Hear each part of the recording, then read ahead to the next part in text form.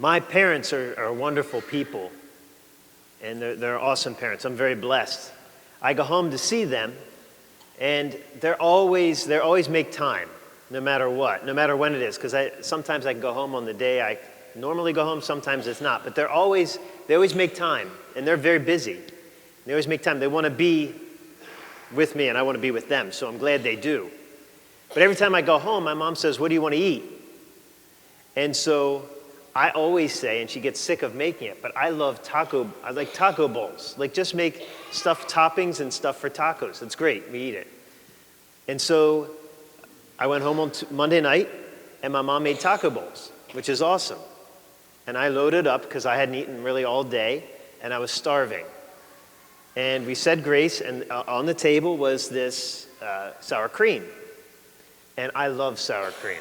Don't you love sour cream? It's my taco bowl, not yours. Don't worry about it. No, I'm just joking, Sandy. So I put like 2 big scoops on, and then I mixed it all together. And then I ate it. And I thought something was a little off, but whatever. I was eating, and I was like shoveling it in. And my mom said, I think something's off about this sour cream. And I said, what do you mean? She said, well, it's expired. I said, wait, what? She said, well, it's expired, but I figured, but then I tasted it, and she said, and it just tastes off. I said, well, yes, it's expired. I said, when did it expire? Thinking last week. She said, March 2023. I said, well, why did you put it on the table? She said, because it hadn't been opened, and I just figured that, I said, well, milk products don't work that way. I don't know, I'm no scientist, but I didn't think it worked that way. Anyway, so I had already eaten half my bowl. I'm fine. I'm normal. Well, I don't know about normal, but I'm fine. I think I came through it okay. But the way I shoveled that food in, when we eat and we're hungry, you shovel, right? You don't care what it is. I didn't care if it tasted bad. I didn't care whatever. I was just hungry. So I was eating, and I didn't care. Do you ever get that way with food? You just eat and you don't care because you get hungry, right?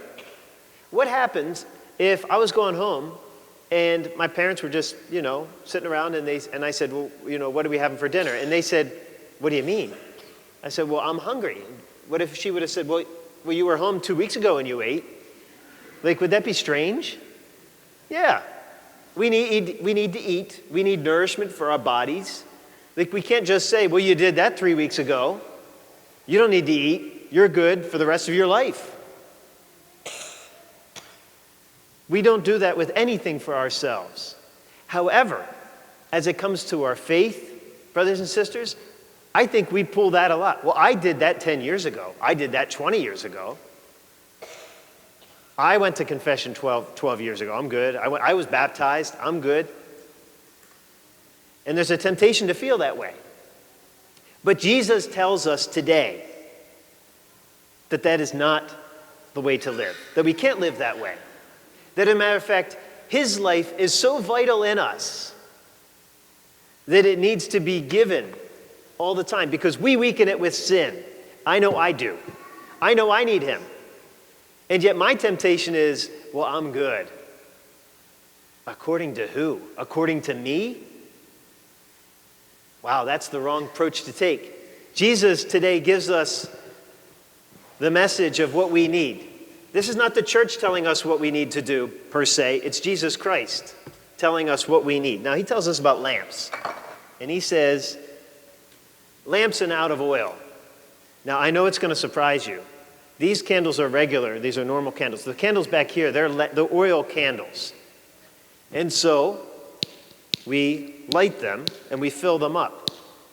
We try to light them. Now, okay, you can tell. Is there one candle?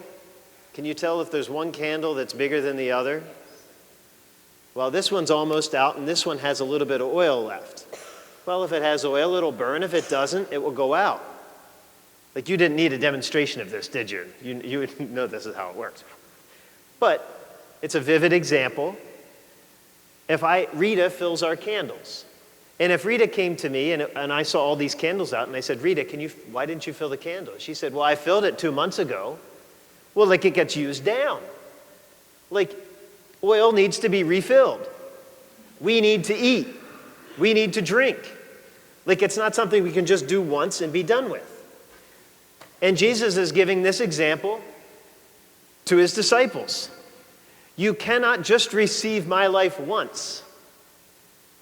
You need to keep coming back and receiving, because we destroy his life in us. He doesn't destroy it. It's not like what he gave us is not good enough. It's that when we take it in and we receive it, we also take in other things, which is sin, which can eat away and destroy the life that he has given us. And so we need to receive that life. Now, he talks about oil and a fire. We hear about fire a lot. Jesus said, I have come so that this world might be on fire. What in the world does that mean?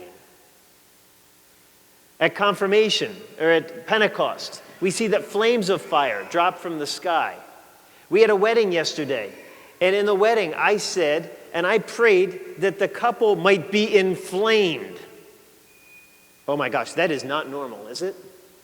On fire? What am I doing? What is Jesus talking about? Why does he always talk about fire? That fire is his life, that is consuming and so brilliant and so bright. And yet that fire needs to be lit with something, and that's the oil inside of us. And the oil is the sacraments, brothers and sisters. That oil is his life that he gives us here at Mass. When we receive his body and blood, in that confessional, when we receive the power of the cross and the resurrection to counter and more than counter the sins inside of us that we freely choose, that along with his life, we take in. It is the sacraments of baptism. It is all the sacraments in his life that we need constantly to fight against everything else that we soak in every day, me included, me especially. And boy, do I need him. And yet, a lot of times I walk around thinking, I'm all right. Am I? Jesus tells us we need him. And it's something external to us. We got to go out and receive it. And that's what we do here, brothers and sisters. That's the life that we constantly fill up here, that we constantly need. It is his divine life. Because, brothers and sisters, we can so very much consume everything else other than him that it disfigures us. And Jesus says in the gospel, there will come a time, there may be a time where we consume so many other things and not receive his life that even he will not know us. That's really a scary thought. And so, brothers and sisters, I'm guilty. I consume a lot of many different things. And sometimes lower and last on the list is God. Oh, but we need him. We need him to be who we truly are. At the ending prayer of Mass today, I will refer to what we receive as something. It's something so awesome. I love this prayer. That by the pouring forth of your Spirit, we may endure in the heavenly power that has just entered us. When we receive his life here today, we receive the life of Jesus Christ, body and blood, soul and divinity. And I love this phrase, his power. Everything that he has, we receive. We receive his power at this Mass, brothers and sisters. He'll recognize us if we receive his power. But if we receive the power of other things that we consume so much of, me especially, we become disfigured. And so, brothers and sisters, let us receive today his power. Let us desire to receive his power always, so that we may be with him in this life, and one day together with him in his heavenly kingdom. Praise be Jesus Christ, now and forever.